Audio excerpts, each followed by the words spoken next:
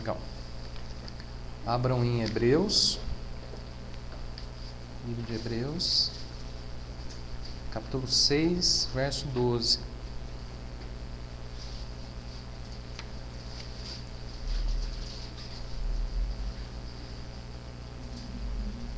Desculpa, verso 12.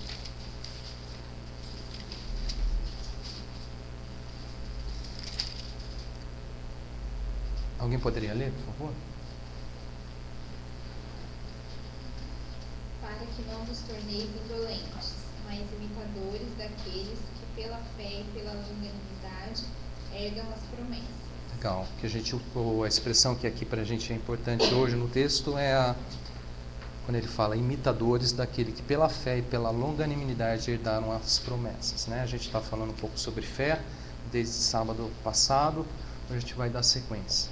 Bom, se você olhar para o livro de Hebreus, capítulo 11, e não só o livro de Hebreus, mas também por toda a palavra, por vários livros dentro do Evangelho, uma expressão, ela se repete, ela é muito usual, ela é muito comum dentro do Evangelho, a expressão pela fé. Vocês já viram essa expressão? Se você, por exemplo, pegar o livro, capítulo 11 de Hebreus, você vai ver dezenas de vezes essa expressão, pela fé, pela fé, pela fé. Ela se repete diversas vezes. Pela fé, Ciclano fez isso. Pela fé, Ciclano fez aquilo. Pela fé, Beltrano fez isso. Pela fé, isso. Pela fé, pela fé, pela fé, pela fé. Pela fé, homens, né, fizeram muitas coisas. Dentre elas, muitas coisas incríveis, outras impossíveis, né? A fé, a gente tem que entender isso. É uma das coisas que eu estou buscando na minha própria vida. Eu creio que acho que é importante transmitir isso também. A fé, a gente precisa entender que é o meio, é o recurso que Deus dá, né, para que nós possamos viver muita coisa. Para viver muita coisa, para fazer muita coisa, para exercer muita coisa, o recurso que Deus nos dá, né, é a fé. É pelo meio da fé, é pela fé que nós podemos viver muitas coisas. Eu diria que pela fé a gente pode ir além. Pela fé a gente pode viver além, né? A gente pode fazer muitas coisas incríveis, maravilhosas, extraordinárias na presença de Deus por meio da fé. A fé é o recurso pelo qual Deus nos permite viver coisas extraordinárias. A fé. Não é pela força, não é pela sabedoria humana, não é o recurso humano, não é pela inteligência humana, mas sim por meio da fé. Porque muitas vezes algumas pessoas acabam se desgastando, se enfraquecendo, até mesmo se entristecendo com Deus, porque não sabem muitas vezes exercer exatamente esse recurso, não entendem exatamente que é por meio da fé.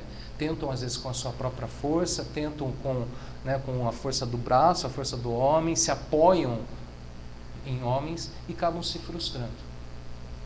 É por meio da fé que nós conseguimos viver muitas vezes aquilo que Deus tem preparado, aquilo que Deus tem chamado, aquilo que Deus está aguardando, aquilo que Deus separou para a nossa vida. É o meio que Deus separou, meio que Deus conduziu, meio que Deus realmente concedeu ao homem para que possamos viver coisas extraordinárias. Um processo simples, eficaz, a gente está falando sobre isso desde sábado passado, né? Para o desenvolvimento, para o aprimoramento da fé, qual que é, gente? Qual que é?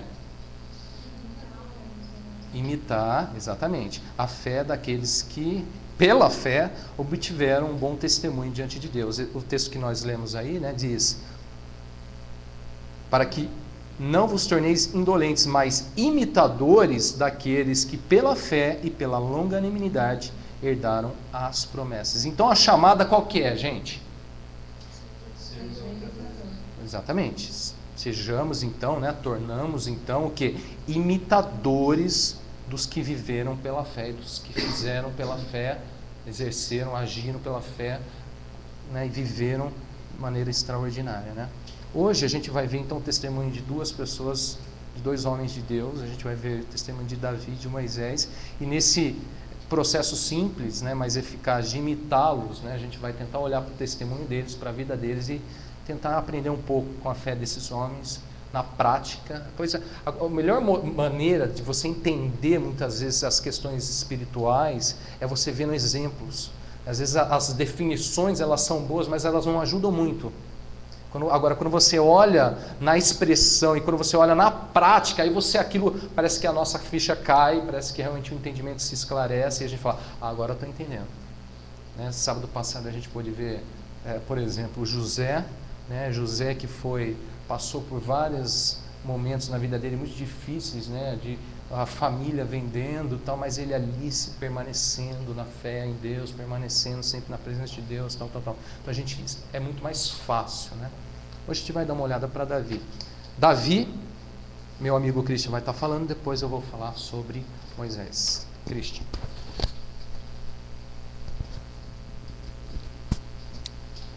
Bom, gente, vamos abrir aí 1 Samuel, capítulo 16.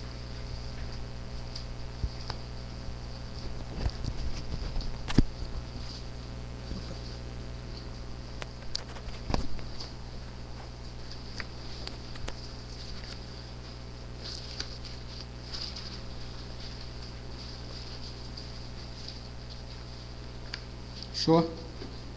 Não achou aí? Legal? Bom, gente, Davi, né, é muito conhecido de todos nós, né, a maioria de nós já conhecemos Davi e as histórias que ele realizou. E vamos tentar olhar esse texto hoje de uma forma mesmo, tentando extrair aquilo que pela fé. Esse texto, a passagem aqui de Davi, né, a gente não encontra essa expressão que o Lucas falou, pela fé. Mas aí é um desafio para a gente que, agora que a gente vai olhando o texto, a gente encontrar essa frase, mesmo que ela não esteja, né? A gente conseguir visualizar isso, mesmo que não esteja aqui explícito. Né? E por ser um texto um pouco longo, né? Ele vai passando, vai até o capítulo 4, 16 e 17, eu vou discorrendo alguns versículos, a gente vai saltando, para ficar mais dinâmico aqui, para a gente não precisar ficar lendo tudo. Né? Então a gente sabe que Davi é levantado por Deus como sucessor de Saul, né? Porque Saul tinha... né, desapontado, tomou uma atitude que não obedeceu a Deus, desobedeceu a Deus, né? E aí Deus diz que não seria mais com ele e fala para Samuel tá buscando aí um rei. Deus já tinha escolhido, né, Davi e fala para Samuel tá indo lá fazer esse comunicado, tá indo comunicar, né?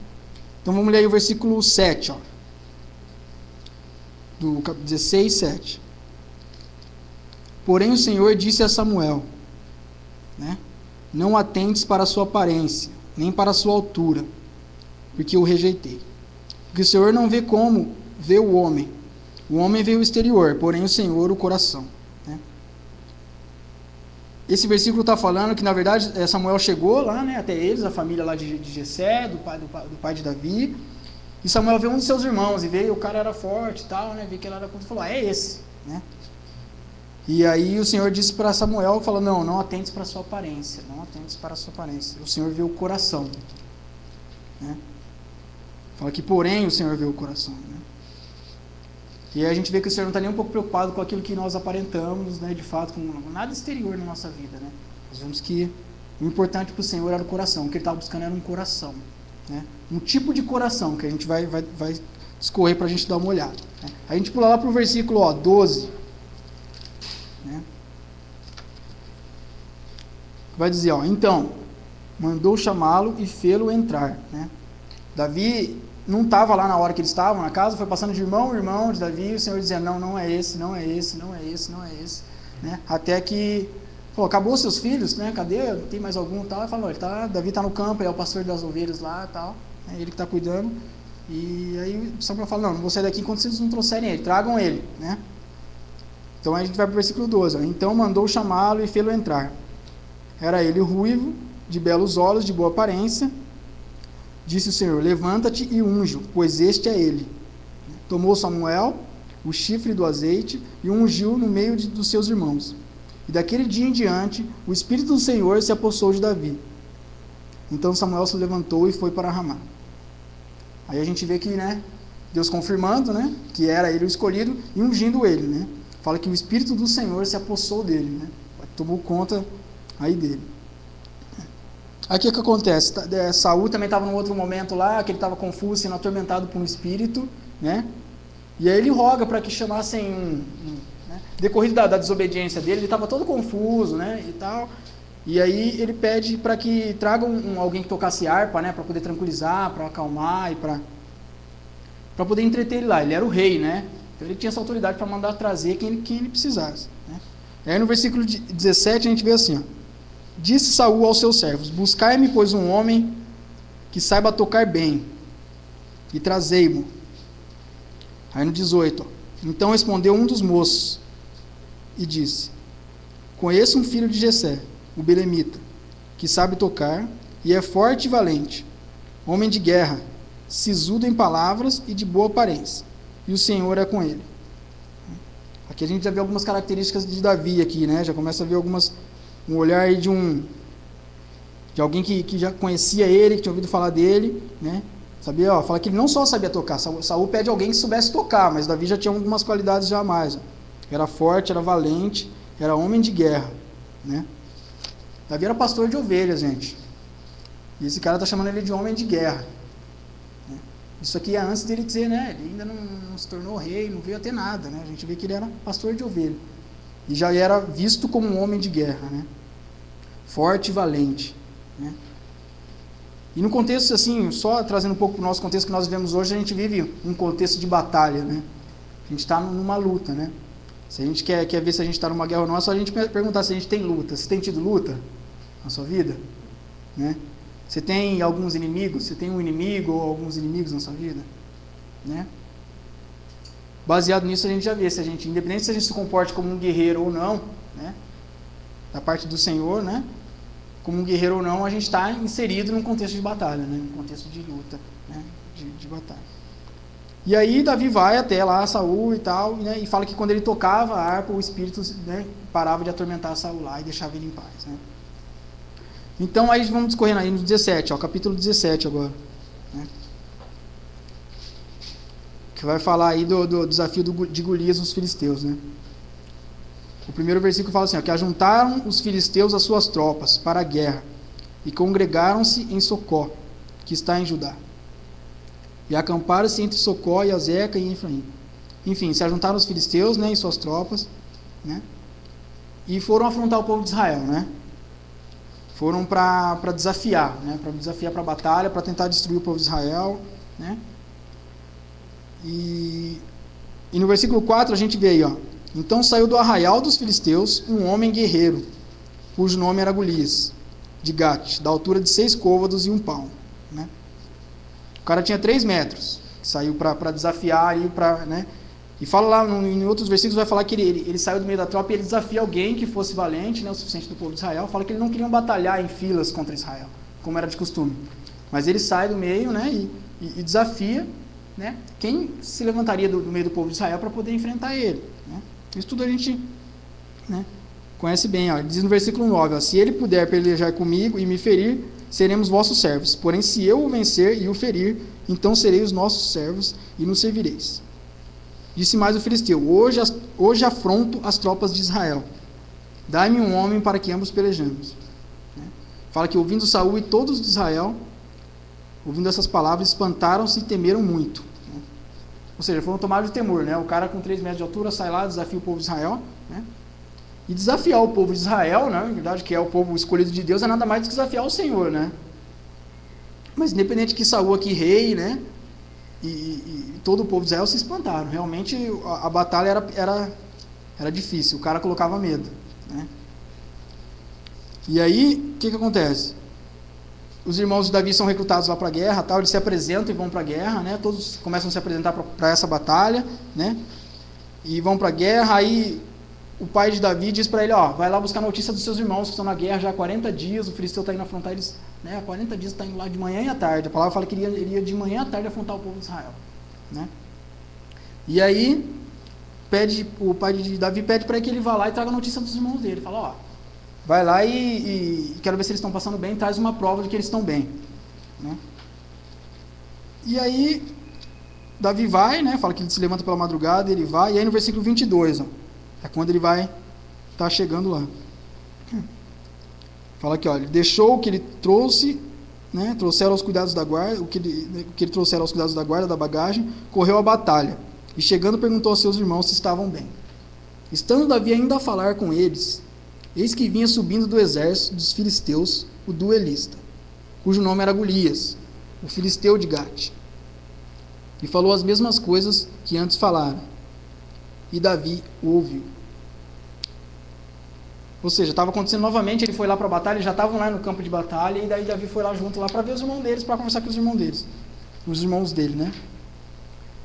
E eles já estavam na beira da batalha. E aí o filisteu aparece para fazer a mesma afronta que estava fazendo o tempo todo, já há 40 dias. E aí o que acontece? Aqui na última frase do versículo fala que Davi ouviu, né? Todo o povo de Israel ali, o rei estava ouvindo as mesmas afrontas todos os dias, mas Davi, dessa vez aqui é Davi que ouviu. Agora a história vai começar a mudar, né? A gente vai ver uma característica aqui na vida de Davi, que ele vai... É onde Davi começa a se levantar, né? E é interessante esse Davi ouviu, porque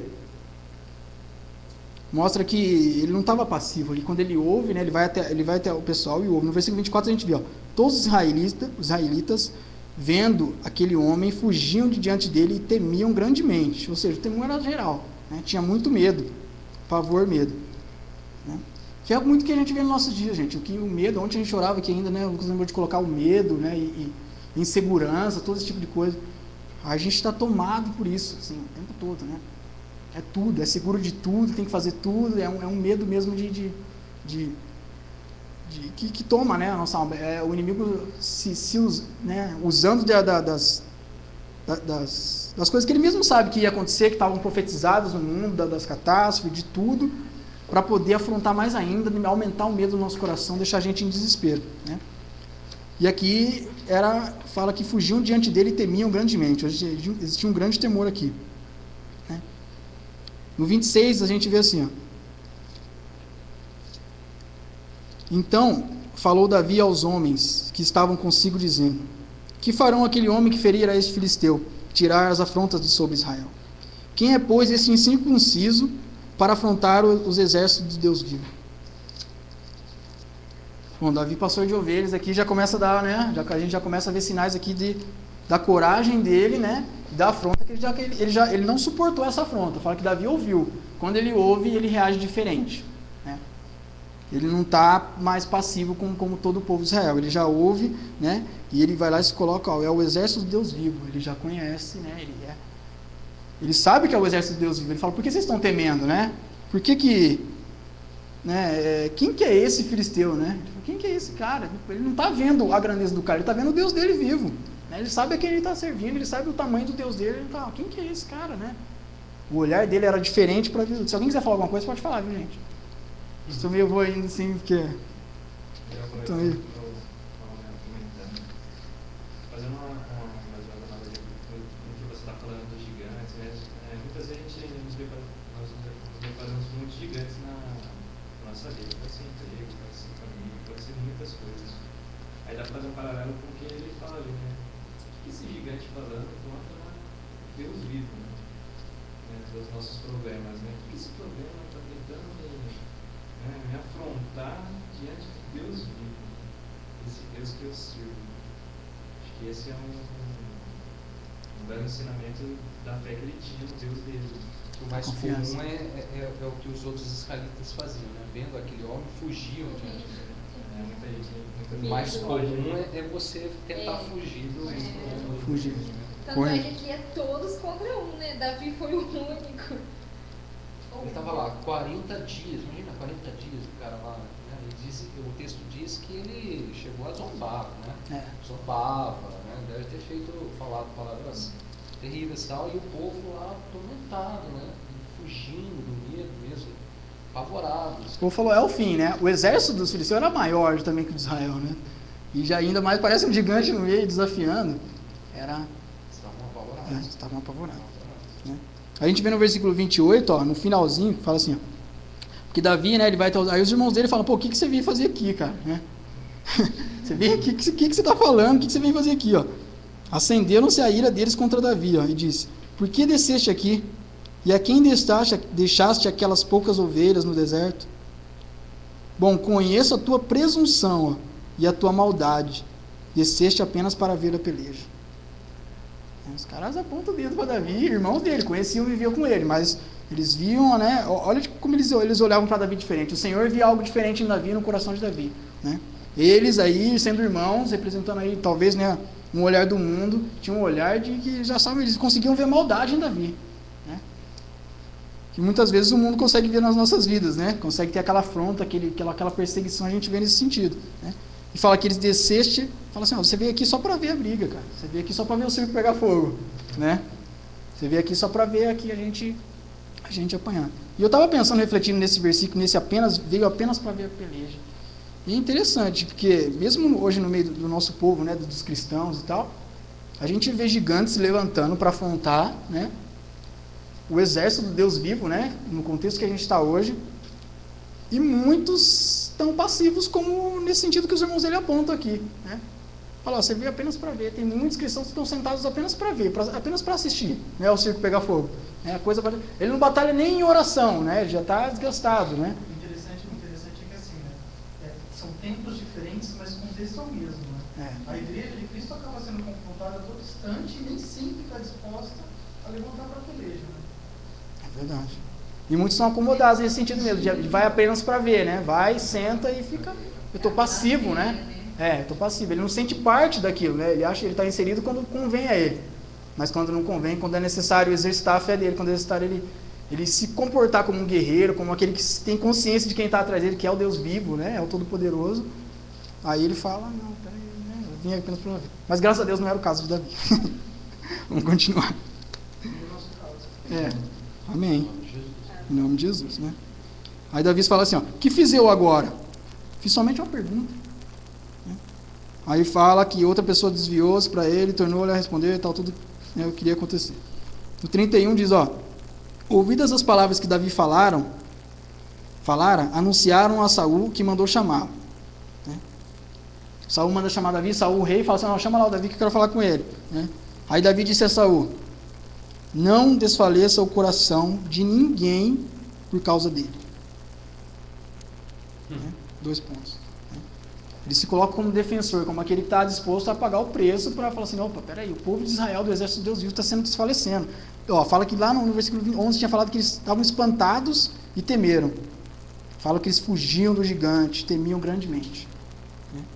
Davi se levanta e fala, não desfaleça o coração de ninguém.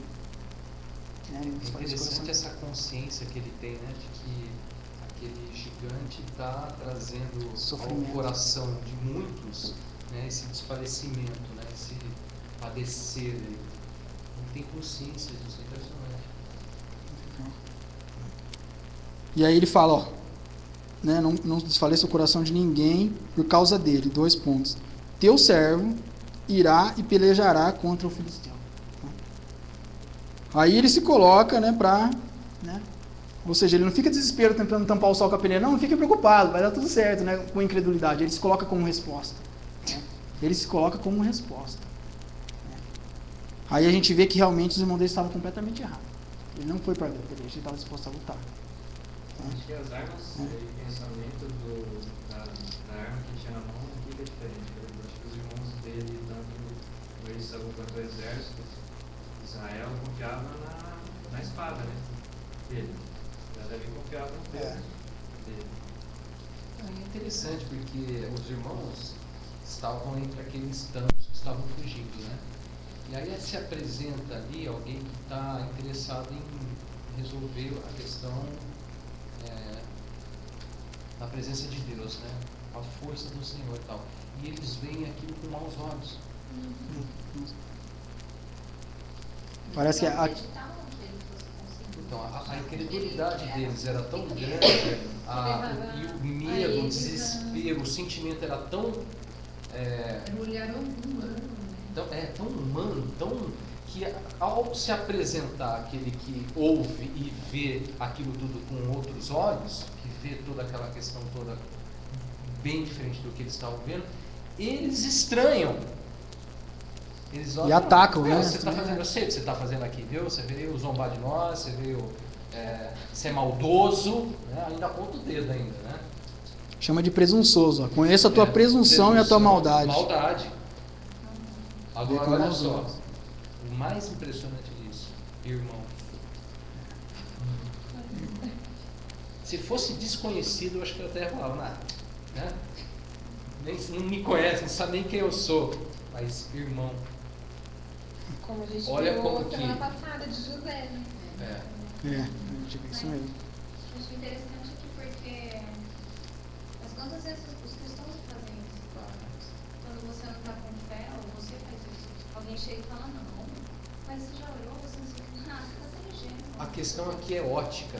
Tem gente que está na ótica de Deus e tem gente que está na ótica humana, como a Rita falou, na ótica carnal. E aí as duas elas não se batem, elas são Que foi o que a gente comentou ontem sobre Paulo, né?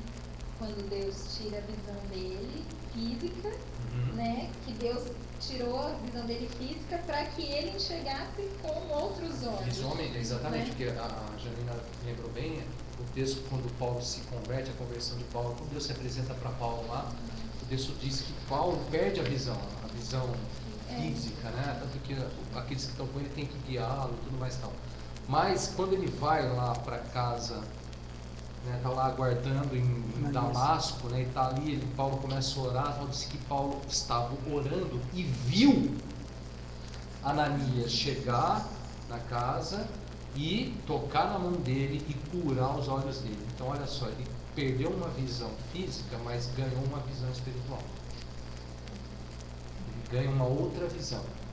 E o que ele vê realmente acontece. Ananias depois chega lá, né, fala com ele, toca nele e ele é curado. Aí ele recupera inclusive a visão física.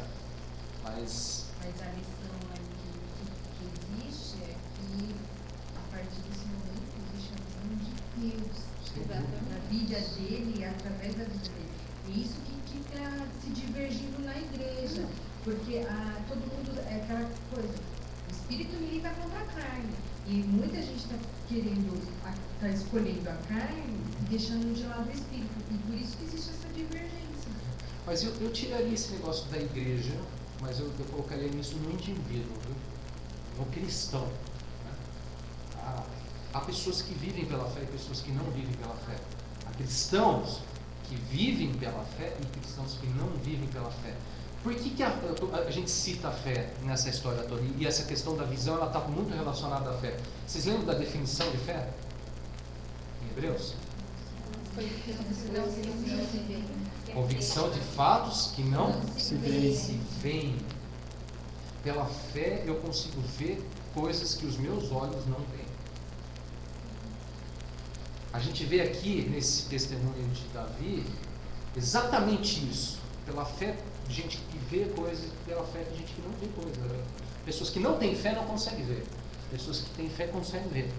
Exato. E a gente vê tamanha fé dele a ponto de chegar para Saul, bater no peito e falar que ele vai. Pela fé, ele se coloca, ele não bota assim, eu não vejo esse texto assim, ele falando assim, pode deixar que eu vou resolver. Mas no caso assim, não no sentido de ele. Mas ele simplesmente mas ele falou. se levanta, Ele se colocou. Porque ele tem convicção, posicionamento. Que ele fala que essa afronta, né? Quem é esse para afrontar? O exército do Deus vivo, do né? Deus vivo. Ele só é um canal ali para a ação de Deus. Na verdade, ele tinha convicção de que ele não estava sozinho. Independente de quem fosse com ele. O exército de cada um era mais ou menos assim, sou eu. Se eu for, eu estou sozinho, porque todo mundo está com medo. Atormentado pelo mundo, né? E ele vai. Assim, os irmãos aqui meio que ridicularizaram ele. Completamente. Porque não botava uma fé mesmo. Depois a gente vai botar uma fé aqui. Completamente. E vou falar uma coisa para vocês, pegando aqui o ensejo do texto, né? Irmão que não vê pela fé, ele faz exatamente isso. Ele ridiculariza. Acho que até o nome de Jesus, Jesus mesmo, vai lá, fala, vai lá na rua. Os próprios apóstolos, depois que Jesus morre e ressuscita, vocês vão lembrar disso? Quando Jesus ressuscitou e depois aí Marta e Maria são os primeiros que... Depois vem Pedro e João, os primeiros vêm lá e chegam anunciando, Jesus ressuscitou. Eles mesmos, entre eles, não, você tá louco, tem um lá até que fala assim, você não pegar nele, você não tocar na ferida, você não mexer na ferida. Então, Jesus tem que depois até repreender ele, fala, não seja incrédulo, mas crente. Bom, vamos seguindo, gente. Aqui, ó. Versículo 33, e aí em diante ele vai falar, Saul vai falar para ele, não, mas você não pode ir, cara. Você é moço. Fala, tu és ainda moço e ele é guerreiro desde a mocidade. Né? Vai falar aí, aquele olhar que, né, a gente volta no primeiro momento que a gente leu lá, que o Senhor não olha, né, por fora, né? Davi era fraco perante ele, né? A gente vê que Davi era fraco, a gente vê uma fraqueza dele. Além propriamente dos outros soldados, né? Esse levantar de Davi contra esse filisteu, na verdade contra o gigante, é além daquilo que se pode, assim, da nossa compreensão mesmo, né? Que os próprios soldados que eram maiores que Davi, tinham armaduras e tal, ele não tem nada disso. Ele é um franzinho lá, tal, na dele, né? Moço, jovem, e ele se coloca para lutar, né? Aí ele responde para Saul, ele fala, eu apacentava ovelhas do meu pai lá, eu apacento ovelhas do meu pai, né? E uma vez um leão, né, e um urso, né? No 34, 35 ele vai falar, né? Veio e tomou um cordeiro do meu rebanho, né? Eu saí após ele, feri e livrei o cordeiro da sua boca, né? Levantando-se ele contra mim, né? Então, e o feri, e o matei, né? Até aqui a gente pode falar assim, Davi está colocando um pouco a ótica na força dele, né? Porque ele está dizendo que ele matou tudo, agora ele vai matar o cara. Mas a gente lê o restante, né? O teu servo matou o leão como o urso, e esse circunciso filisteu será como um deles. Será como um deles, ó, já tem certeza, ele tem convicção do que ele vai fazer. Porquanto afrontou os exércitos do Deus vivo. Disse mais Davi, o Senhor me livrou do leão e das do urso. Das garras do leão e das do urso. A gente vê que Davi sabia muito bem aonde a vida dele estava fundamentada, sabia muito bem de onde vinham as conquistas dele, as vitórias e os passos dele, vinha do Senhor, né? Ele tinha totalmente essa consciência, a gente vê, né? Que apesar dele ter ido lá, lutado com o leão, com o urso, quando aconteceu, ele atribui isso ao Senhor. Ele diz, o Senhor me livrou das garras e ele me livrará das mãos desse filisteu. Olha a atitude dele, a convicção dele, né? E aí então, fala que então, disse Saul, vai-te e o Senhor seja contigo. Tipo, se ter certeza, então vai lá, né? Não sei se ele foi com um olhar de credulidade ou não, mas deixou ele ir, né? A gente vê interessante também esse versículo, se a gente refletir, porque Davi traz aquilo que tinha acontecido antigamente com ele, né? Como todos nós temos algumas experiências com Deus, né? Ao longo, depois que você se converte, você vai ter uma experiência com Deus, né? Você vai, ver Deus transformando, ver Deus trazendo vida, aquelas coisas que estavam mortas, ver Deus te livrando, ver muito livramento de Deus, né? E nesse momento aqui, a coisa que Davi lembra, o Senhor já me livrou uma vez, né? Já me livrou 2 vezes lá, ele lembra, né? Com certeza outras mais, mas essa que ele colocou aqui.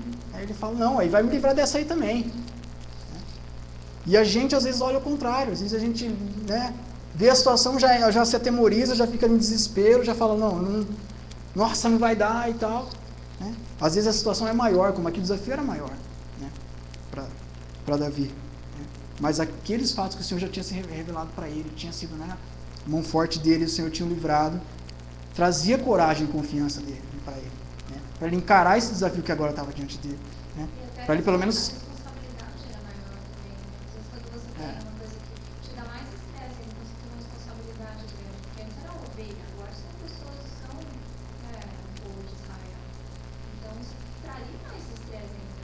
Exato, mais risco, né? O risco é maior. Mas a gente vê que ele não estava nem olhando para isso, né? Você vê que ele está na fé mesmo, ele vai caminhando sobre a fé e ele fala, não, ele também, o Senhor também me livrará dele, né? E a gente precisa voltar a ter esse tipo de consciência também, eu acho, sabe? Quando a gente estiver diante das lutas e tal, e se comportar assim como um lutador também, um guerreiro, com fé, né? Em Deus, e depositar essa fé e confiar, e lembrar daquilo que ele fez, né? Uma das coisas que eu vejo que eu acho que o inimigo muitas vezes ele saqueia essas lembranças da nossa mente, né? Atribui ao acaso e tal, com certeza, né? Se a gente hoje fala, não, mas eu vou vencer, vai acontecer isso, tal, tudo, numa luta que a gente está na nossa vida, o inimigo venceu para a nossa vida, não, mas aquela vez foi o acaso, cara. Foi sorte, ia acontecer de qualquer jeito, não foi o Senhor, né? Coincidência. Foi coincidência, entendeu? Você escapou por pouco, foi sorte. Vem soprar coisas para te saquear, né? Aquilo que o Senhor fez na sua vida, né? Davi não, ele não queria olhar, ele não deu ouvido a essas coisas, né? Ele caminhou, alguém quer falar alguma coisa? Não? Ele caminhou sobre nessa convicção. Vamos andando aí, gente. Aí, no versículo 39, né? Fala que Davi, né? Fala que Saul, na verdade, 38 e 39 vai falar que Saul colocou a armadura dele em Davi, né? Coloca a armadura dele em Davi e tal, né? E fala, ó, vai, eu vou dar minha armadura para você, pega a espada, pega tudo aí que tem, né? E aí vê, ó, né? E disse Davi a Saul, não posso andar com isto, pois nunca usei. E Davi tirou daquilo sobre si. Ou seja, Saul ainda estava naquela incredulidade, falou assim, não, vamos te equipar no máximo possível, vamos colocar toda a carenagem aí possível. Ele olhando ainda aqui assim, o recurso aqueles recursos que eles tinham. Vamos tentar pelo menos deixar ele vivo, né? Se ele for, e ele tenta ainda ver esses recursos. Já Davi não conhecia isso, fala que nem conseguia andar, fala que era pesado para ele, né? Acho muito legal essa expressão aqui, ó. Ele fala assim, não posso andar com isso, porque nunca usei esse, nunca usei. Nunca precisei disso. Nunca o urso, o leão, aqui que ele, né? O leão, o urso, nunca foi necessário esse tipo de ferramenta aqui. Não foi por essas ferramentas que Davi venceu, né? Davi venceu aqueles inimigos. E não era agora que ele usava. Nunca usei. Entendeu? O pastor José uma vez ele falou uma coisa desses, mas eu achei bem legal também. Ele falou assim, você tá lá esperando que alguém venha e vai achar a coraça dele em você. Não é a coraça do outro que te serve também. É a sua própria. Não é usar dos outros, é a sua também, né? No caso de Davi nem precisava, né?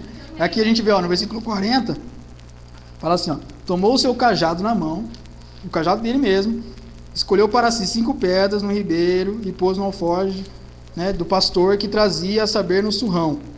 E lançando mão da funda, foi-se chegando ao filisteu. Ou seja, Deus, ele pegou o que ele tinha, que era o que ele estava acostumado, o que ele tinha, né? Ou seja, eu acredito que nessas, né, na confiança, na fé em Deus, Deus não sei porque que a gente já tem nas mãos, né? Deus já colocou esses recursos, né? A gente já tem as experiências, os nossos leões e ursos aí do passado, né? E aquilo que Deus já colocou na nossa mão de sabedoria, de palavra, né? A gente já pode andar sobre as palavras, né? De acordo com que você se conversa, vai dar uma fé, você já tem palavras de Deus, Deus já vai direcionando na sua vida, a gente já tem sobre o que se fundamentar. Desde que a gente creia, né? Desde que a fé esteja empregada ali de entrega total, né? Aí a gente vê, ó, Davi vai, né? Se encontra com o filisteu, né? E tal, e aí escudeiro, e o filisteu começa a zombar dele, né? Fala que o desprezou no 42, ó. Olhando o filisteu e vendo Davi, o desprezou, porquanto era moço, ruivo e de boa aparência. Fez um bullying nele ainda, ó, chamou de ruivo. E de boa aparência. Chamou de boa aparência, né? E disse mais o filisteu, ó, vem a mim e darei a carne a. O filisteu faz lá, dá uma profetizada, fala o que ia fazer com ele, né? E aí no 45 diz assim, ó, Davi, porém, disse ao filisteu, tu vens contra mim com espada e com lança, e com escudo. Eu, porém, vou contra ti em nome do Senhor dos Exércitos, o Deus dos exércitos de Israel, a quem tens afrontado. Aí olha a diferença, né?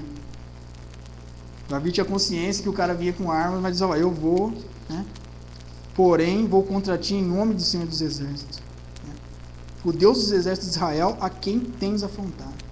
A afronta aqui era com a honra de Deus e com o povo de Deus, né? Davi estava se colocando na frente aí com um instrumento de Deus para realmente, né, ser usado para poder trazer ali a honra e glória a Deus, né? Essa batalha aqui, né? Muita gente, a gente vê esse texto aqui, gente, atribuído a muitas coisas materiais até, entendeu? Ah, você vai ter a vitória, né? Derruba o seu gigante da sua conta bancária para você ter o carro, para você ter A, B, C ou D, entendeu?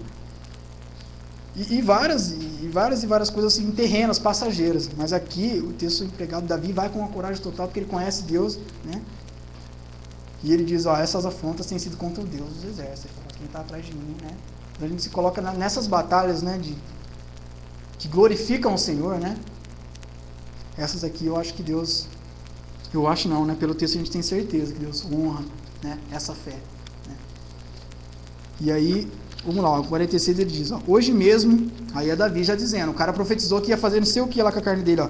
No 44 fala, ó, vou jogar a carne e as aves do céu e as bestas feras do campo, né? Vou te matar e vou jogar, te darei para essas bestas. Davi já diz, ó, hoje mesmo o Senhor te entregará nas minhas mãos. Ferir-te-ei, tirar-te-ei a cabeça e os cadáveres do arraial dos filisteus, né? Darei hoje mesmo as aves do céu e as bestas feras da terra. Davi coloca bem aqui quem que estaria lutando, né? O Senhor te entregará nas minhas mãos. Olha quem está lutando por ele, né? Onde a gente comentava aqui, né? E até a Ana colocou de como é bom ter um Senhor que batalha por nós, né? Fala que um Deus que trabalha, né, por aquele que neles esperam, né? E realmente o Senhor vai na nossa frente, né? Independente se é na luta, se é no momento que nós estamos descansando, se é na aflição, é o Senhor sempre, né? É o Senhor sempre. Por isso que vale a pena, né, a gente depositar fé, batalhar pela fé, que nem fala lá em Judas, né? Fala que nós devemos batalhar pela fé, né? Como nós estamos fazendo aqui, né? No 47 vai dizer assim, ó: saberá toda esta multidão que o Senhor salva, não com espada, nem com lança, porque do Senhor é a guerra, e Ele vos entregará nas nossas mãos. Bom, não tem muito que nem, tá muito, né? Não tem nem muito o que dizer, ó. O Senhor, né, verá essa multidão que o Senhor salva. A gente vê que o Senhor seria glorificado, né? Estaria livrando o povo, livrando o povo daquele medo, daquele temor, né, de toda aquela aflição que o povo estava vivendo, né? E aí fala, né, sucedeu que dispondo-se o filisteu a encontrar-se com Davi, tudo. Aí fala que Davi, no final do 48, fala que Davi correu de encontro ao filisteu, né? Ou seja, você não vê em nenhum momento o temor dele. Realmente, como o Lucas disse no começo, com a fé, pela fé se realiza coisas incríveis em Deus. Incríveis, gente. O cara era gigante, Davi correu ao encontro dele. A coragem estava nele, assim, em nenhum momento ele duvidou. Ele teve ali, ele tinha convicção, ele tinha certeza. Né? E aí fala que ele meteu a mão no alforje e tal, né? Fala que ele atirou, né, lá com a funda. Eu não sei se era um estilingue muito bem como que era isso. Mas ele, né, fala que atingiu na testa, né? Independente se o cara usava um capacete. Se você voltar uns versículos lá para trás, fala que Golias ele vinha com um capacete, que vinha com uma armadura lá toda, e fala que ele tomou aqui na testa, né? E a pedra se afundou tal, e ele caiu com o rosto em terra, né? Ou seja, não prevaleceu diante, né, do Senhor e da fé, né? Aí fala que assim prevaleceu Davi contra o filisteu, com uma funda e com uma pedra, e feriu e o matou. Porém, não havia espada na mão de Davi. Interessante, né? Esse versículo. Né? Fala que assim, no 50, assim como, né? Pô, assim, fraco, né? Sem armadura, né? Desprezado pelos irmãos, pelo inimigo, visto com maus olhos. Menosprezado, né? Pelo rei também, que falou, bota isso aqui e tal, né? Assim ele prevaleceu. Ou seja, ele prevaleceu com o Senhor, com convicção. Pela fé. E fala que não havia espada na mão de Davi. Naquela época era absurdo você falar que o cara ia para uma batalha sem espada, né? A mesma coisa você falar que vai subir um morro no Rio de Janeiro sem arma, de ser o policial que vai subir, né, com uma funda e umas pedras que você achou na beira do ribeiro, vai subir lá, né? Mas com o Senhor essas coisas incríveis elas tornam possíveis, né? Por isso que fala que o mundo não era digno, né, desses heróis, né? A gente vê lá que e realmente não era, gente. A convicção deles é inspiradora. É inspiradora demais para as nossas vidas, né? Bom, só para terminar, ó, fala assim, ó, pelo que correu Davi e lançando sobre o filisteu, aí Davi vai lá, arranca a cabeça do cara, tal, né? Aí vendo os filisteus lá, a galera deles, que era a maioria, mas vendo que o cara tinha morrido, foram embora, né? Vazaram. Olha que interessante esse versículo 52, ó. Diz assim, ó: então os homens de Israel e Judá se levantaram. Ou seja, os caras já estavam sentados na história, eu não sei como eles estavam. Mas aqui tem um levantaram, né? Se viram encorajados. Então, né, depois que Davi levantou, deu essa lição de fé, falou assim, pô, vocês estão, é o exército do Deus vivo, gente, que está atrás de nós. É o Senhor dos senhores, gente, é o Todo-Poderoso, né? É o Todo-Poderoso, é o Rei dos Reis. Davi tinha conhecimento, né? Sabia, provado, era na vida dele, era claro para ele essa convicção, né? E aí ele vai e tem essa atitude de fé, e todos aqueles já estavam desacreditados. Aí fala que então os homens de Israel, Davi era moço, então os homens de Israel e Judá se levantaram, né? E aí eu não estou usando um versículo assim fora do contexto, não. Falam que eles se levantaram e foram. Não, realmente, ó, lê o resto. E jubilaram e perseguiram os filisteus até Gate e até as portas de Ecrom. E caíram os filisteus feridos pelo caminho de Saarim até Gate e até de Ecrom. Os caras se levantaram depois de tudo aquilo, foram atrás do exército que era maior que o deles, né?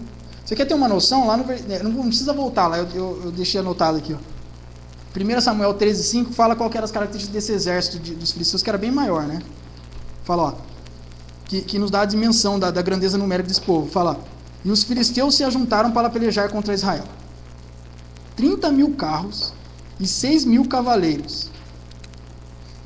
E o povo em multidão como a areia que está à borda do mar. E subiram e se acamparam em Micmas, ao oriente de Bet-Aven. E foram até lá a terra de Gate, que era uma terra que tinha os gigantes, né? E a gente vê que o povo se levanta, depois desse exemplo de Davi, dessa fé de Davi, se encoraja na mesma fé e fala, opa, peraí, agora, né, são encorajados. Eu vejo como nós hoje aqui vendo a história de Davi, sabe? Assim, a gente tem que ser encorajado, gente, e permitir que isso gere no nosso coração fé, e aprender mesmo, e imitar isso, sabe? Independente da dimensão que eles fizeram essas coisas. O Senhor, né, Cristo nos falou que nós faríamos coisas maiores, né? E às vezes a gente já se vê incrédulo, a gente vê uma situação e já olha com os outros olhos. Acho que está na hora de a gente exercitar um pouco essa fé, né? E alguém quer falar alguma coisa? Não? Tranquilo? Eu vou finalizar aqui. E aí, gente, só para terminar, eu separei um salmo aqui só para a gente ler, né? Não vou nem explicação, mas se a gente quiser ver, né, como que Davi era a comunhão de Davi com Deus, de onde vinha essa convicção, a gente já conhece o salmo, é só olhar para os salmos, a gente é inundado pela fé dele, né? A gente aprende com Davi, mas a gente tem alguns exemplos dele que a gente não deve também seguir, né? Aqui, ó, umas coisas que aconteceram com ele. Mas ainda na situação de adversidade, ele dá uma lição como que ele confia no perdão de Deus. Olha, ele tem fé de novo para confiar no perdão. Ele adultera lá, com Betseba lá e tal, cai. E aí ele pede perdão e ainda assim é uma lição de fé, né? Porque ele crê no perdão. Hoje em dia a gente às vezes esquece de crer no perdão de Deus, assim, a gente acha que já não, que tem limite. E ele dá uma lição, né? O Salmo 51 nos ensina que é uma, né? É o Salmo 62, tá? Falei 51, mas é só para dar o exemplo aí que todo mundo quando lê aquele salmo se identifica, né? Fala, nossa, Senhor, né? Quando a gente está... E a gente vê que até aí ele torna uma lição de confiança, de saber que em Deus que ele cria. Ele fala, Senhor, não retire de mim o teu espírito. A gente vê uma comunhão absurda na vida de Davi, né? Que até então a gente olha para o Velho Testamento às vezes e fala, pô, esses caras tinham um andar e tal, mas pô, eles não desfrutavam da comunhão que a gente tinha hoje em dia. Mas a gente vê que pela fé Davi entrou até em esferas com Deus e em Deus ali de adoração, né? Que ele era um levita, um adorador. Ele entra e escreve salmos tão lindos que você fala, cara, esse relacionamento desse cara era, né? Era absurdo, né? Vamos ler aí o Salmo 62, para a gente ver onde estava fundamentada toda essa história de Davi. Ó. Somente em Deus, ó minha alma, espera silenciosa. Vede a minha salvação. Só Ele é a minha rocha e a salvação, e o meu alto refúgio. Não serei muito abalado. Até quando acometereis vós a um homem, todos vós para derribardes como se fosse uma parede pendida a um muro prestes a cair? Só pensam em derribá-lo da sua dignidade, na mentira se comprazem, de boca bendizem, porém no interior maldizem. Somente em Deus, ó minha alma, espera silenciosa, porque dele vem a minha esperança. Só Ele é a minha rocha e a minha salvação, e o meu alto refúgio. Não serei jamais abalado. De Deus depende a minha salvação e a minha glória. Estão em Deus a minha forte rocha e o meu refúgio. Confia nele, ó povo, em todo o tempo. Derramai perante ele o vosso coração. Deus é o nosso refúgio. Somente vaidade são os homens, plebeus, falsidade, os de fina estirpe. Pesados em balança, eles juntos são mais leves que a vaidade. Não confieis naquilo que extorquis, nem vos vanglorieis na rapina. Se as vossas riquezas prosperam, não ponhais nela o coração. Uma vez falou Deus, 2 vezes ouvi isto, que o poder pertence a Deus. E a ti, Senhor, pertence a graça, pois a cada um retribuís segundo as suas obras. É isso aí.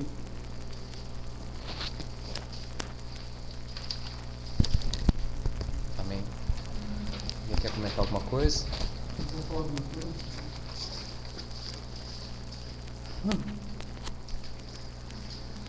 Então vamos lá agora para Moisés. Abre lá Hebreus 11, verso 23 ao verso 29.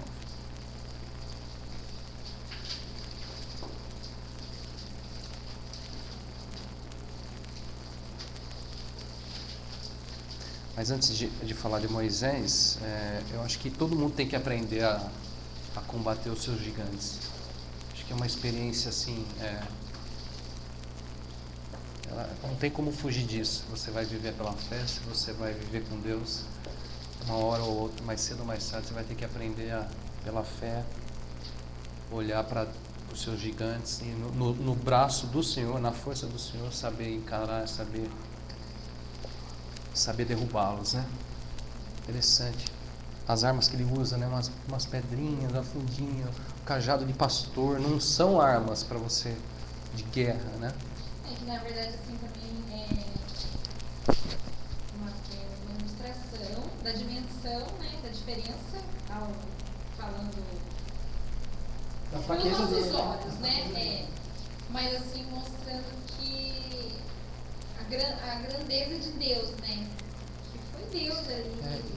E eu acho lindo o exemplo de Davi, porque Davi era pequenininho, né? Pequeno, os outros já eram homens, já eram soldados, já tal. E é ele quem derruba, assim. Para mim é como se Deus falasse assim, olha, qualquer um é capaz pela fé. Qualquer um, que pela fé no Senhor é capaz de derrubar, né, e de fazer. É a fé no Senhor, é a confiança no Senhor, né? De encorajar os outros. É. Porque depois, quando o exército se montou, aí depois, não foi só o Davi, mas a fé encorajou tudo. Depois, aí os homens, você vê que coisa incrível, né? Um menininho levantou os homens, né? Exatamente. E a nossa fé pode fazer isso com o Com próximo. certeza, ela faz, com certeza. Ela encoraja, ela levanta, ela dá esperança. Sem dúvida. Não é só em nós, porque de jovens a gente pensa que é só pra gente. A minha fé me deu esperança, né? Não é isso, é no próximo também. Com certeza, ela influencia, né? Como também o medo também influencia. É o lado oposto da moeda. Ele também influencia, claro, negativamente, mas influencia também. Bom, vamos lá. Hebreus 11, verso 23 ao verso 29. Moisés, né? Se você quiser, conta aí quantos pela fé você vai ver aí, tá? Vamos lá. Esse já fala, viu? Pela fé, Moisés, apenas nascido, foi ocultado por seus pais durante 3 meses, porque viram que a criança era formosa.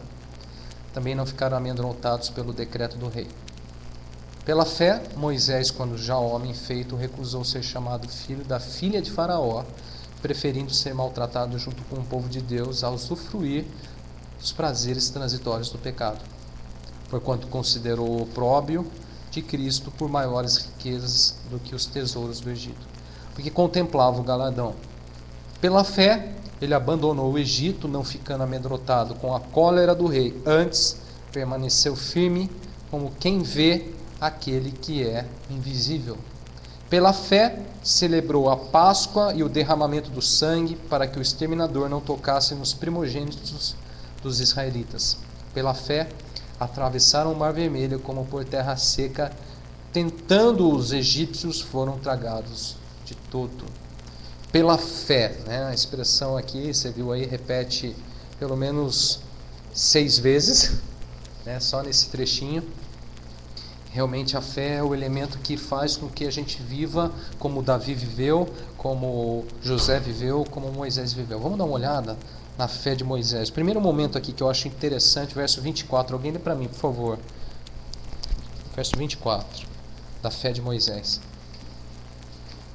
Pela fé, Moisés, quando já homem feito, recusou ser chamado filho da filha de Faraó. Pela fé, Moisés fez o que, gente? Recusou. Recusou o quê? Gente, olha só, o que ele recusa não é pouca coisa não, hein? O que é essa recusa de Moisés aqui? Ele recusou ser chamado filho da filha de Faraó, ou seja, Moisés era candidato ao que naquela época? A ser? E o que era ser Faraó naquela época? Naquele contexto, naquela época? Mais ou menos isso, né? Para muitos sim, né? Mas se você talvez trouxesse para hoje, para o contexto de hoje, o que seria um faraó hoje? Ou o faraó, né, do Egito hoje? Quem seria esse cara hoje? Naquela época? O Egito tinha importância naquela época? Qual que era a importância do Egito naquela época? Oi? Era o presidente dos Estados Unidos. Talvez. O Egito naquela época era a nação mais poderosa, era o império mais poderoso, era um império. O faraó era o quê? Era o rei, era o imperador, né? Para muitos um deus e tudo mais, ou seja, era o homem mais poderoso aonde? Da onde? Da terra. Da terra. Como hoje, talvez, ainda é, né? Ainda, está quase perdendo o posto, mas ainda é, os americanos ainda é a nação mais poderosa no mundo, né? O presidente, então, o americano, ele é o homem mais poderoso do mundo, ainda é, né? Está quase perdendo o posto, né? Mas ainda é. Moisés, então, ele faz o quê, né? Moisés era candidato a ser faraó, né? Ele recusou ser chamado filho da filha de faraó, ele era um candidato, né? Ele era um possível faraó, ele era um possível homem mais poderoso do mundo, né? Um líder supremo daquela época, né? Mas Moisés, pela fé, ele recusou, né, tudo isso, tudo que o mundo naquela época podia lhe oferecer, tudo que o que de maior o mundo podia lhe oferecer, ele recusou, né? Ele recusou toda a glória, né? Porque para um faraó, né, era um homem dotado de glória, de riqueza, de privilégios, né, de poder, né? Ele era um homem extremamente poderoso. E Moisés, olha só, ele não recusa qualquer coisa, gente. Pela fé, ele recusou, né, ser chamado filho da filha de faraó, né? Recusou toda essa glória, toda essa riqueza, todo esse privilégio, todo esse poder, todo esse grande plano, essa grande posição, essa grande, né, para muitos até bênção. É engraçado aquele filme, aquele desenho bonitinho do Príncipe do Egito, sabe? Sei. Mostra, né, quando ele já é maiorzinho, que ele tem um irmão, né, que cresceu lá na casa, e aí ele preferia, ao invés de estar lá no palácio, nas riquezas, tudo tá lá no meio do povo escravizado lá, e eles vão buscar ele não quer. E o texto fala sobre isso, quer ver? Olha só, né? Mas antes de chegar lá, olha só, recusou ser chamado filho da filha de faraó. Um detalhe aqui, eu gosto muito de uma expressão aqui, o texto fala no versículo 24, pela fé Moisés, quando já homem feito, o quê? Recusou. Já homem feito, recusou. Gente, essa atitude, essa fé, deixa eu falar uma coisa para você, é de homem feito. Isso é fé de gente grande. Traduzindo isso, uma linguagem mais simples. Isso é fé de gente grande, né? Essa atitude, essa fé é de um homem feito, com certeza, é de gente madura, né? Recusou toda a glória, toda essa riqueza, todo esse privilégio. Gente, a fé em Deus, deixa eu falar uma coisa para vocês, para reflexão. A fé em Deus nos leva em muitos momentos, para não dizer sempre, né, para ser um pouquinho mais ameno, a fé em Deus nos leva a recusar muitas coisas. E muitas coisas grandes. Grandes. Não é coisa pequena, não é coisa pouca, não é coisa sem valor. Não é coisa sem graça. Ah, mas você não gosta. Ah, isso eu não quero. Para olhar aqui na fé desse homem, no exemplo desse homem, o que ele está recusando, o que ele está abrindo mão. Quer ser o presidente dos Estados Unidos? Ah, não, muito chato, muito pouco, ai, que chato, que... Quer ser o homem mais poderoso do mundo? Quer ser o dono do mundo? Quer ser o dono do mundo? E é uma decisão racional. É racional, Totalmente. com certeza. Ele abre mão, né? Ele recusa, gente. A fé nos leva a muitos momentos. A fé em Deus, isso é uma prática comum para quem quer andar com Deus, para quem quer viver com Deus. Recusar, né? Vejo hoje uma dificuldade enorme em muitas pessoas, né, entender isso, né? Essa questão de abrir mão, de recusar, de renunciar certas coisas.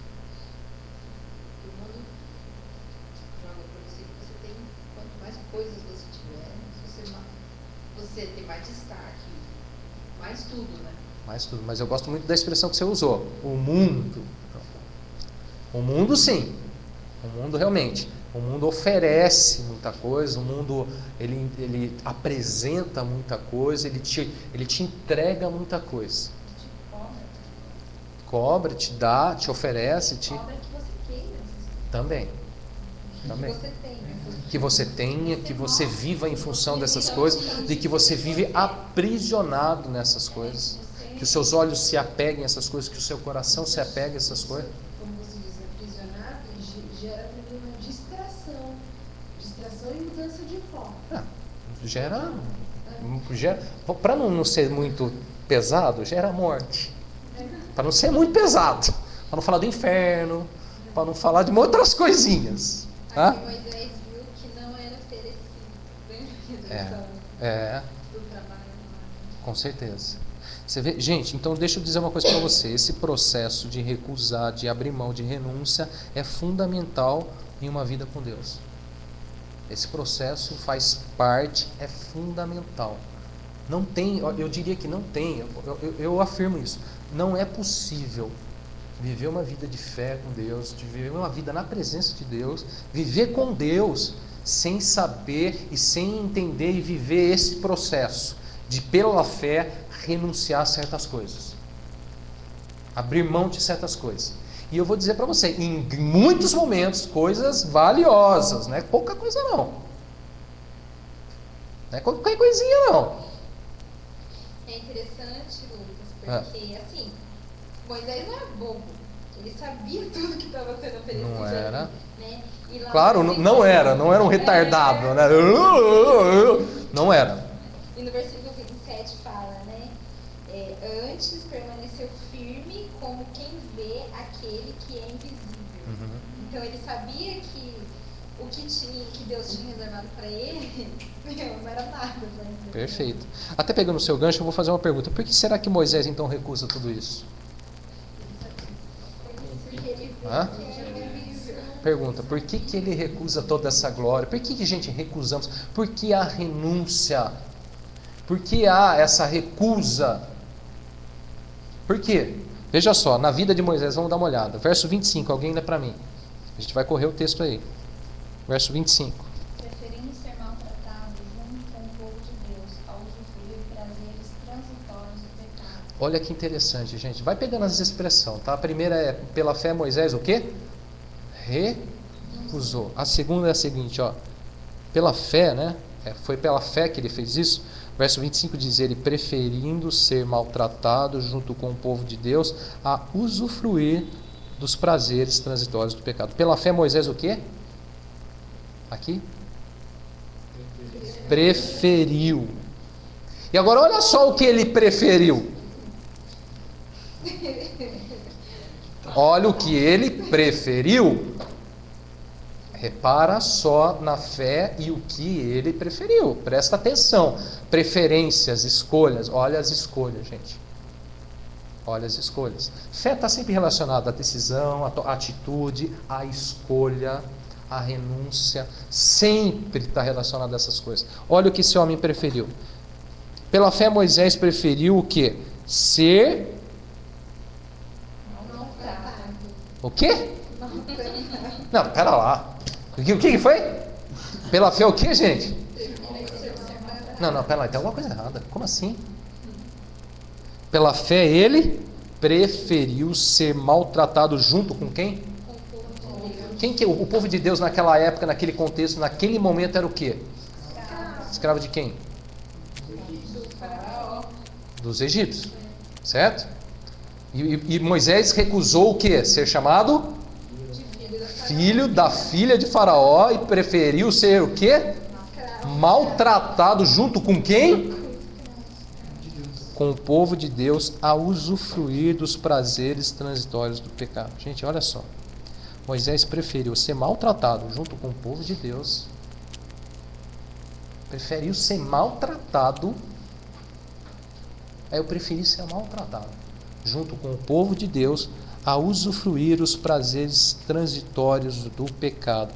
Ou você é parte do povo de Deus, ou você usufrui dos prazeres transitórios do pecado. Tem duas posições. Ele preferiu uma. Ele escolheu uma, né?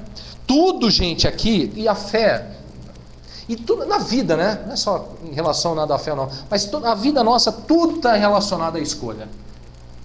Tudo está relacionado, não tem desculpa. As pessoas ficam procurando desculpa, ficam querendo dar desculpa, ficam achando desculpa para elas mesmas e depois para dar para os outros. Elas ficam, é por causa disso, por causa daquilo, por causa disso. Mas a questão é o seguinte: é escolha.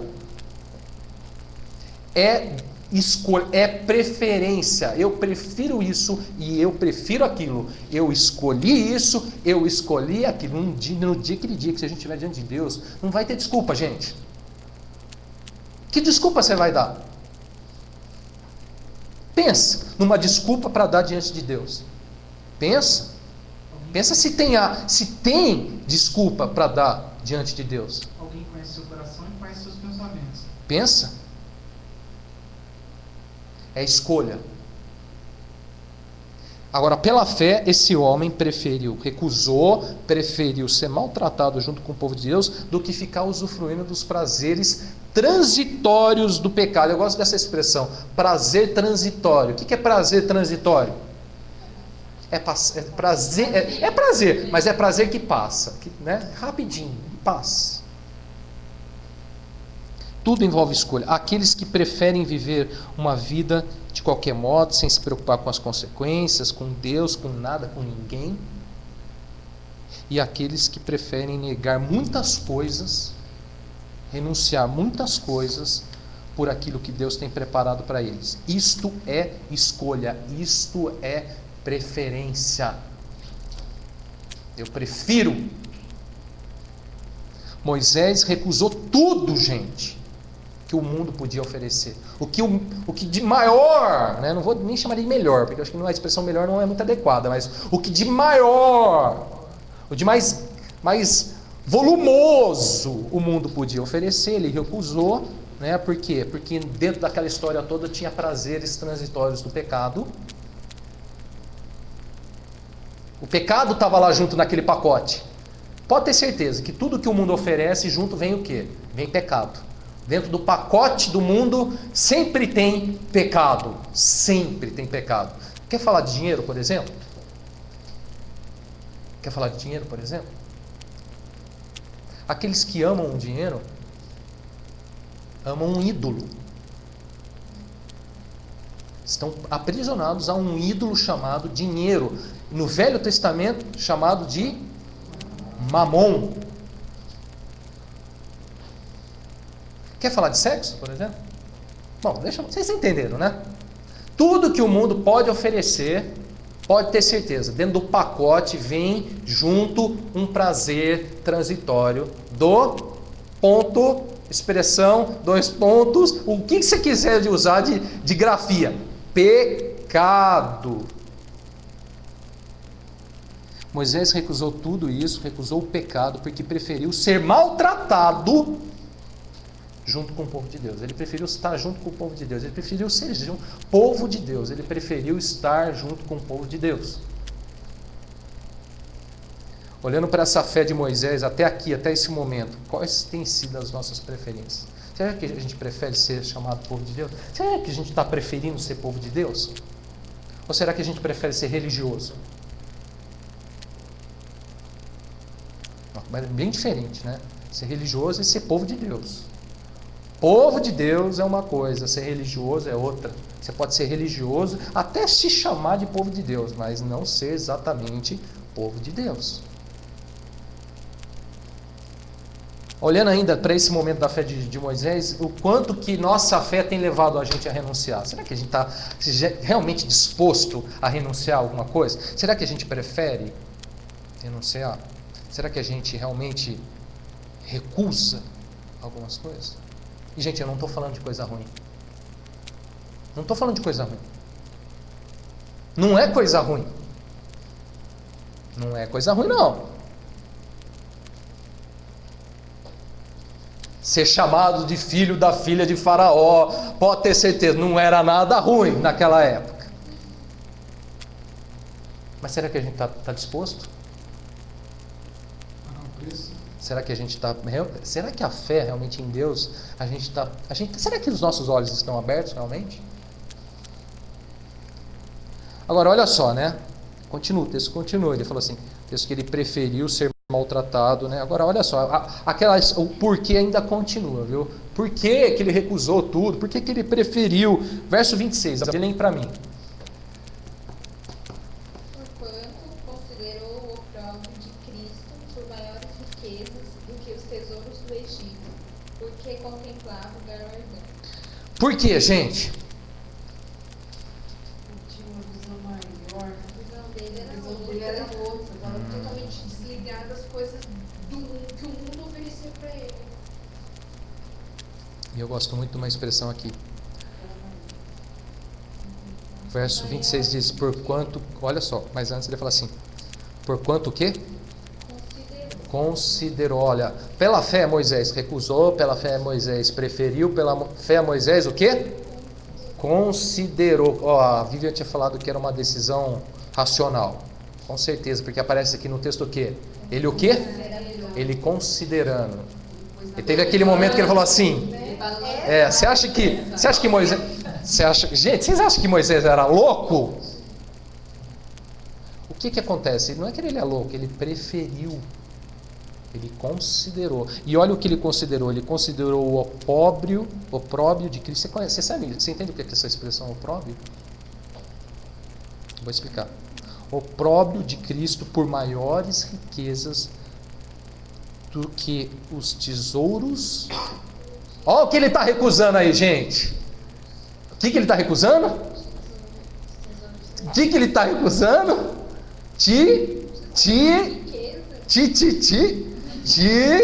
Tesouro do Egito, porque contemplava o galardão. Gente, porque considerou o opróbrio de Cristo por maiores riquezas. O que é o opróbrio de Cristo?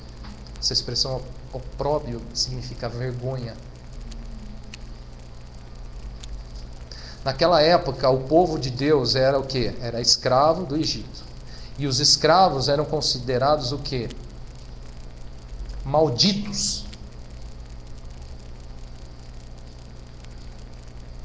O opróbrio de Cristo significa o seguinte, essa vergonha, né? Que para muito, até hoje, Paulo fala, é muito interessante isso, porque Paulo fala assim que para o mundo o evangelho e os evangelhos é loucura para o mundo. O que é? É loucura. A fé nos leva a fazer realmente umas loucuras, sabia disso, né? Se você não sabe, fica sabendo. A fé realmente nos leva a viver aos olhos do mundo. Aos olhos daqueles irmãos de Davi, loucura, gente. Loucura, loucura, loucura.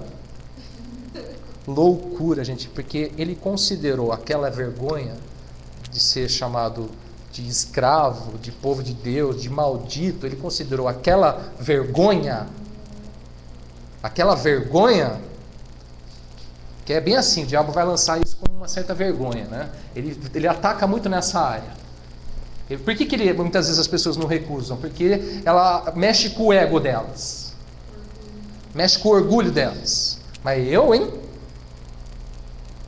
Mas eu ser maltratado? Eu abrir mão? Eu renunciar? Eu ser excluído? Eu ser chamado de louco? Eu ser não sei o quê? Eu? De fanático, de sei lá o que, né?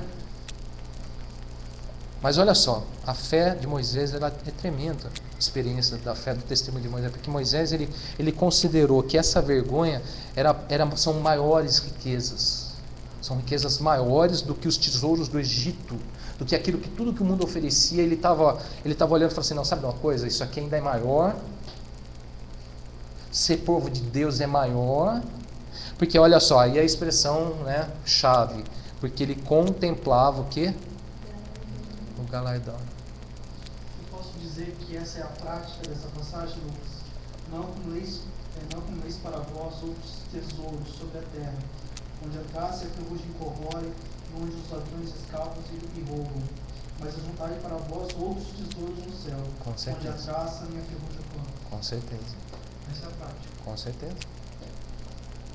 Com certeza. Você está vendo na vida de Moisés esse princípio, esse valor cristão na prática. Para isso, houve a necessidade do quê? De recusa, de preferência, de escolha, de considerar, né? E ele contemplou aqui o galardão, gente. Olha só. Pela fé ele considerou por maiores riquezas o galardão de Deus. Ele contemplava o galardão. Ó, de novo, aqui a fé, ó, fez com que ele o quê? Contemplasse, enxergasse, visse o quê? Além dos prazeres transitórios do pecado, além dos tesouros do Egito, além daquela posição, né, de glória humana, daquele tesouro humano, de tudo aquilo que o mundo podia oferecer, ele olhou e falou assim: tem coisa a mais, tem uma coisa maior, tem uma riqueza maior, tem uma glória maior, tem um tesouro maior, tem um galardão nessa história, gente. Pela fé ele contemplou o galardão. Minha oração é que Deus nessa noite levante aqui homens e mulheres que contemplam o galardão de Deus. Será que nós estamos contemplando o galardão de Deus ou nós estamos contemplando os tesouros do Egito? Aí está a pergunta. O que nós contemplamos? É o galardão de Deus ou os tesouros do Egito? Tem muita gente dentro da igreja contemplando o tesouro do Egito. Você sabia?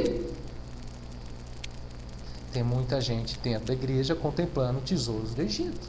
A minha oração é que Deus levante aqui, nessa noite, homens e mulheres que contemplam o galardão de Deus em vez dos prazeres transitórios deste mundo.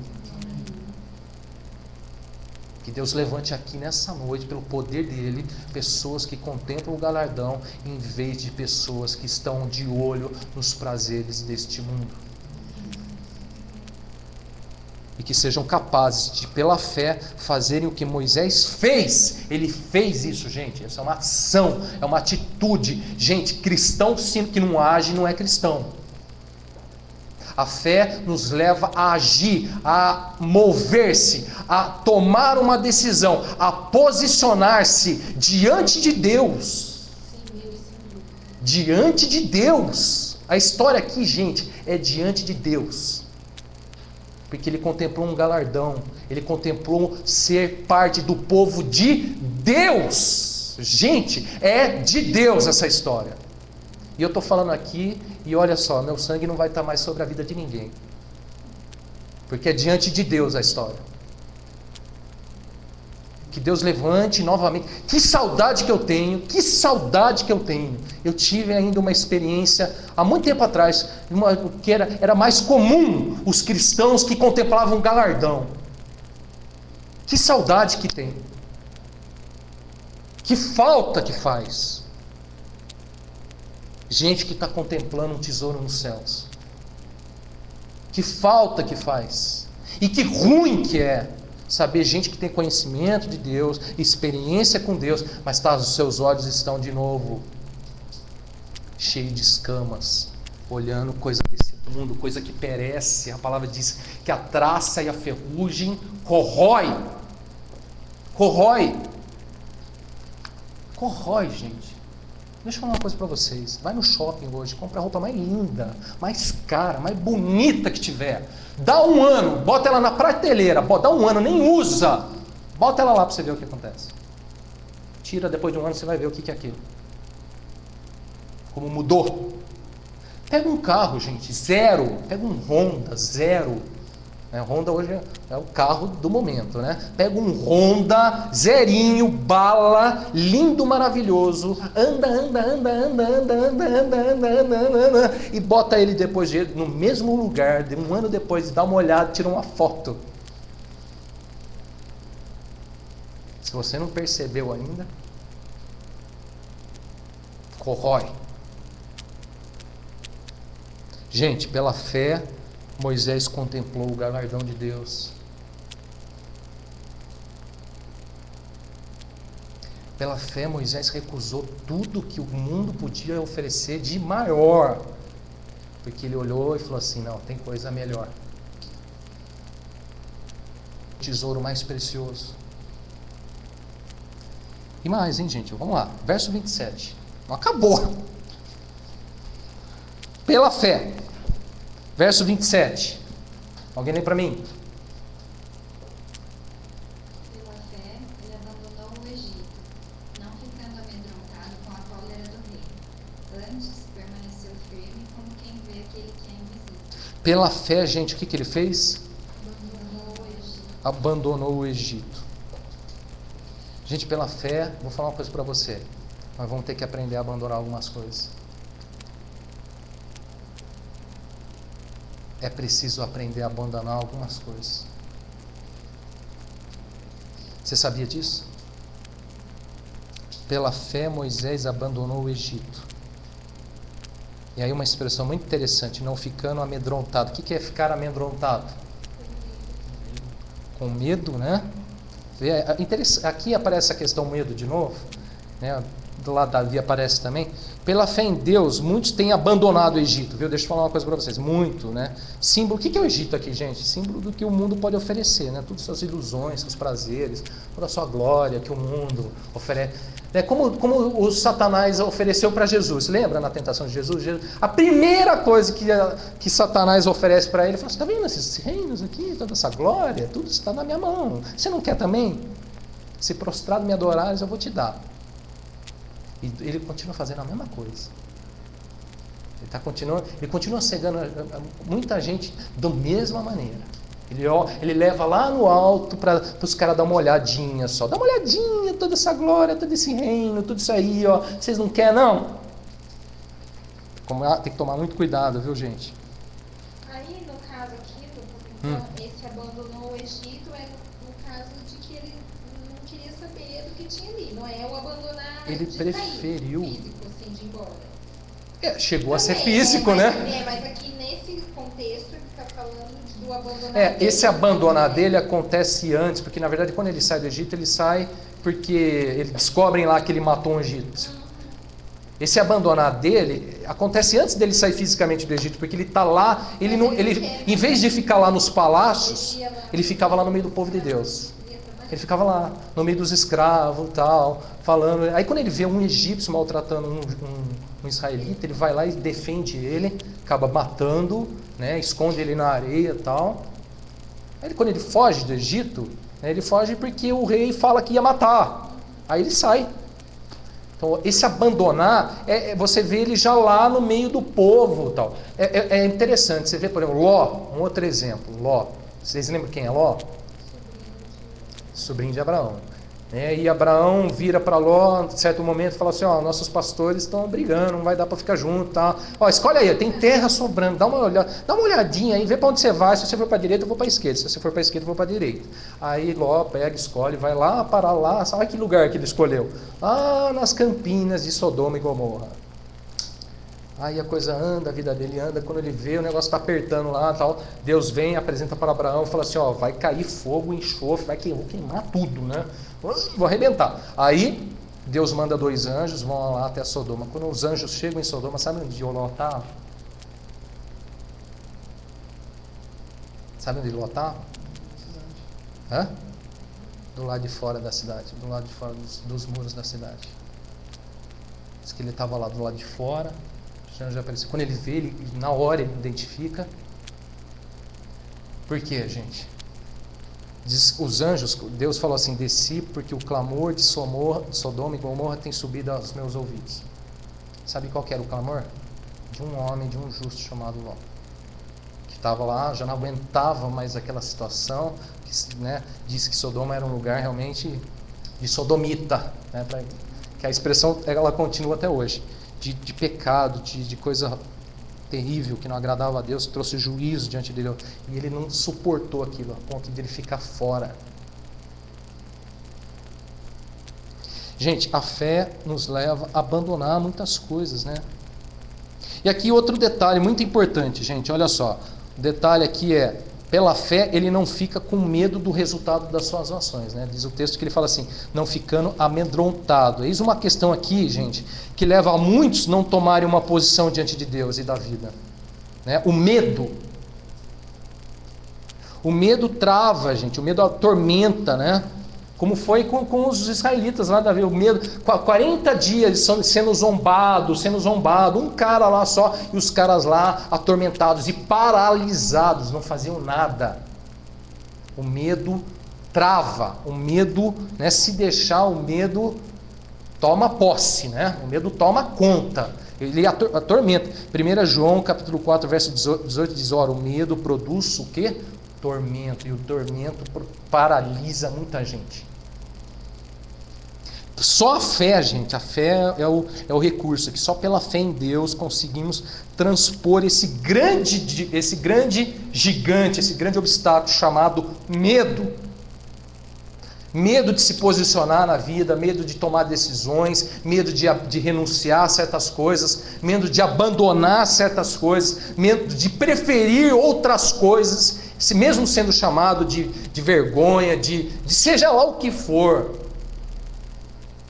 Seja lá o que for, só pela fé, é pela fé que Moisés fez tudo isso, foi pela fé que ele abandonou, foi pela fé que ele recusou, pela fé que ele preferiu, pela fé que ele considerou maiores riquezas, pela fé ele contemplou o galardão, pela fé. A fé é o elemento aqui que pode transpor todos esses muros.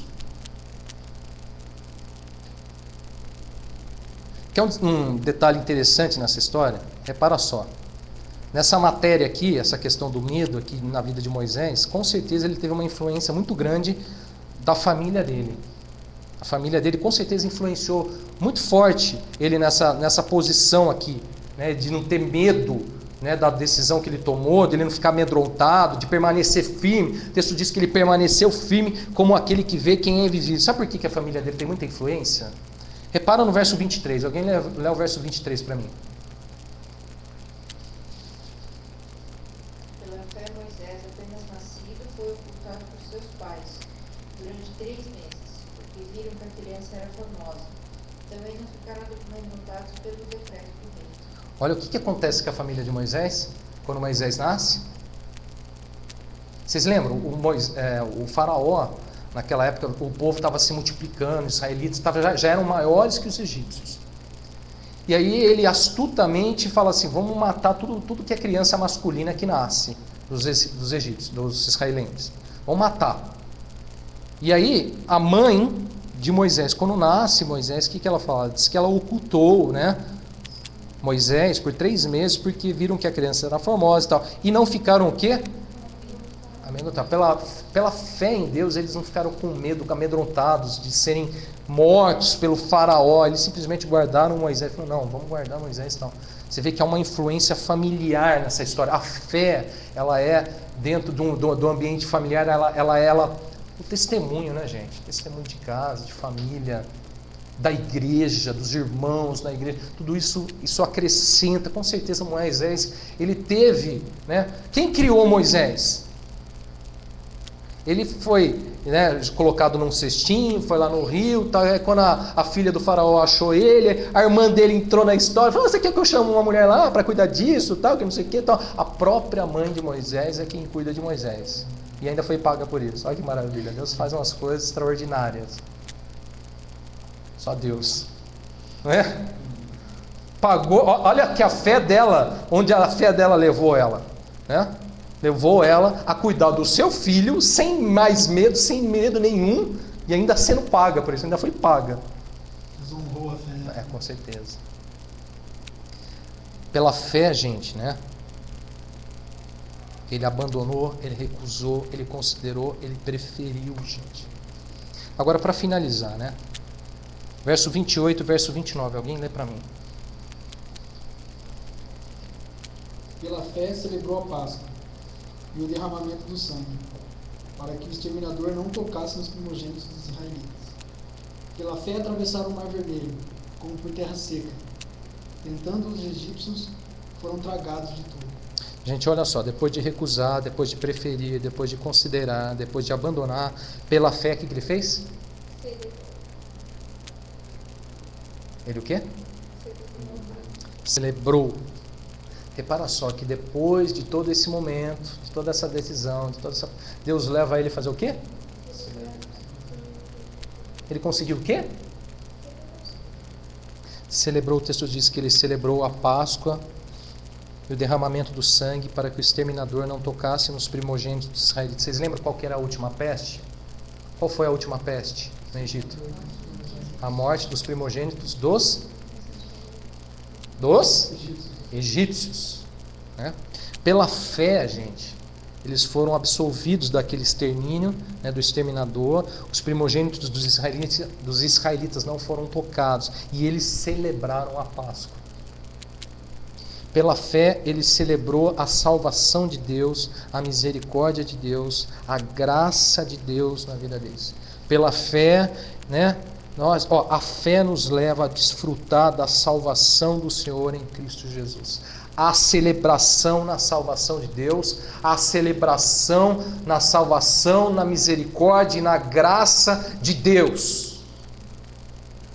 A celebração, e isso é lindo, gente, porque Deus concedeu ao seu povo a vitória, né? Deus concede a eles vitória, Deus concede a eles celebração. Essa decisão, essa renúncia, esse abandono, gente, como você falou, Deus honra.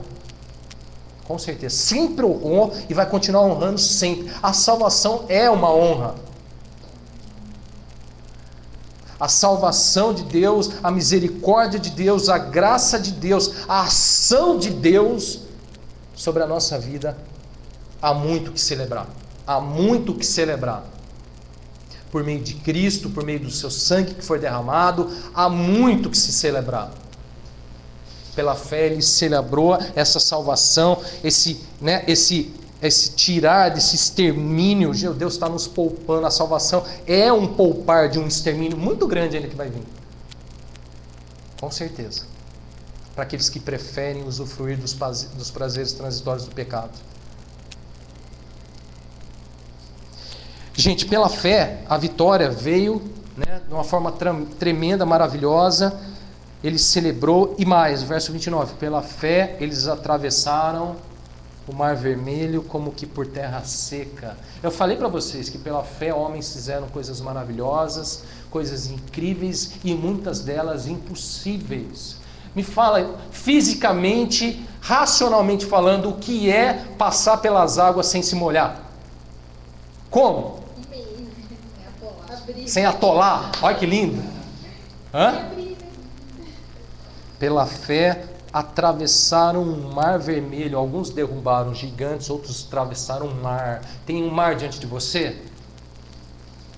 Tem um mar diante de você? É água que não acaba mais? Deixa eu te falar uma coisa. A fé nos leva a atravessar o mar, mesmo que vermelho.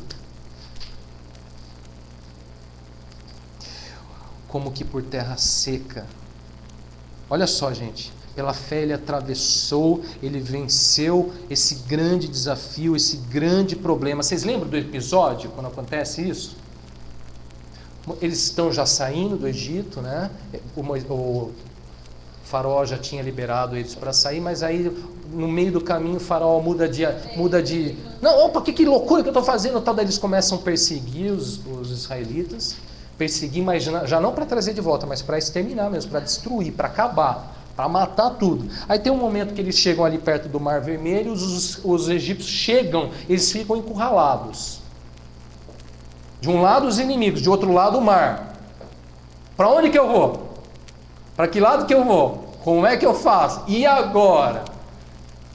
Pela fé, né? Eles estavam perseguidos, cercados por inimigos, encurralados, né? Mas pela fé eles atravessam o Mar Vermelho como que por terra seca. Aí olha só a expressão que linda, gente. Tentando os egípcios foram o quê? Tragados. Com certeza, se não é pela fé, você vai ser tragado. Você é tragado. Se não for pela fé, quando você está encurralado, quando você está... Por todo lado que você vê inimigo, você vê problema, você vê dificuldade, você vê mar, se não é pela fé, você é tragado.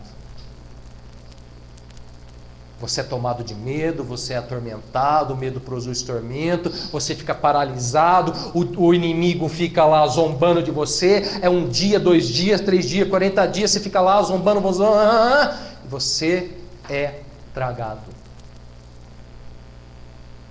Pela fé, atravessaram o Mar Vermelho como que por terra seca, tentando, os egípcios foram tragados de todos. Quem foi tragado aqui nessa história foram os egípcios. Porque do outro lado tinha alguém que tinha fé em Deus e eles atravessaram o Mar Vermelho. Gente, deixa eu falar uma coisa para você. Se você aprender a recusar, se você aprender a preferir as coisas de Deus, se você aprender realmente a considerar o galardão de Deus, se você aprender a abandonar certas coisas, com certeza Deus vai te levar e você vai aprender também a atravessar os mares vermelhos por aí. Você vê, tem um processo. Uma coisa leva a outra, uma coisa anda junto com a outra. Não dá para dar um pulo direto para o Mar Vermelho? Não dá. Que o que leva eles depois a passar o Mar Vermelho foi porque um dia um homem falou assim: eu prefiro isso. E ele tinha convicção, porque se ele não tivesse Pela convicção, fé, ele pela não fé ia em Deus, pela acreditar. convicção, pela certeza. Porque não tem explicação. Para terminar, gente, Salmo 25:2, não precisa abrir, eu leio. Salmo 25:2. Deus meu, em ti confio, não seja eu envergonhado, nem exulte sobre mim os meus inimigos. Sobre os nossos inimigos, a fé no Senhor é uma arma poderosa. Não tem arma mais poderosa contra os nossos inimigos do que a nossa fé em Deus. Bom, para terminar, uma perguntinha, como foi sábado passado. Como anda a sua fé, né, gente? Como que está a sua fé? Dê uma olhadinha na frente, você sabe? Como anda a sua fé? Dá uma olhada. Vamos lá, gente. Faz uma análise, né? Você tem que sair daqui com uma análise da sua vida em relação a tudo isso que a gente falou. Como anda a sua fé? Compara a sua fé à de Davi, compara a sua fé de Moisés. Será que não é hora de você talvez decidir a viver uma nova fé em Deus, como foi a fé de Davi, como foi a fé de Moisés? Será que você não está precisando talvez derrubar alguns gigantes pela fé? Será que você não está precisando talvez abrir mão, recusar certas coisas que o mundo está oferecendo? Será que você não está precisando novamente voltar a enxergar e contemplar o galardão de Deus? Aos olhos, né, da palavra de Deus, faça uma análise da sua vida, onde que você está errando, onde que você está vendo, fala assim, aqui eu preciso aprender, eu preciso viver pela fé, essa fé precisa influenciar a minha vida, essa fé precisa encontrar o meu coração. Gente, a chamada é: tornai-vos imitadores daqueles que pela fé obtiveram um bom testemunho diante de Deus. Vamos orar?